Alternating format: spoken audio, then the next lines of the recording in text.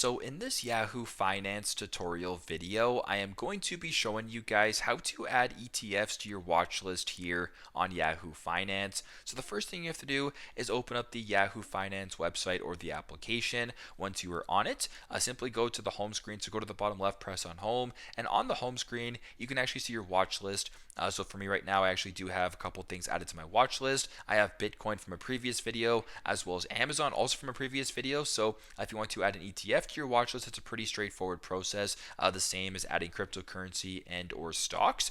So what you can either do is, if you know the ETF you're looking for specifically, go to the home screen, go to the top, press on the search bar, and type in the ticker symbol that you're looking for. So for example, here in Canada, if I wanted a S&P 500 index fund or an ETF, I'll just search up ticker symbol VFV, just like that. So the Vanguard S&P 500 Index ETF, you can go ahead and press on that. Or what else you can do is exit out of here, go to the bottom, press on the search icon, for instance, press on it again until you're on this screen, and at the top it says Discover. So there's equities, crypto, ETF. You can press an ETF right here, browse the ETFs that you're looking for, and if you find one that you want to add to your watch list, you can go ahead. So for example, I'm just going to go ahead and how about I select SQQQ right here, the ProShares Ultra Pro Short QQQ. I'll go ahead and press on that one right there. Press on it one more time. Now, if you wanted to add this ETF or whatever ETF to your watch list, it's pretty straightforward.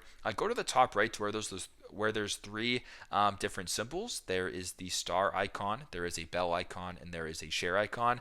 Press on the star icon until it turns yellow, and at the bottom it says you followed SQQQ or whatever the ETF may be.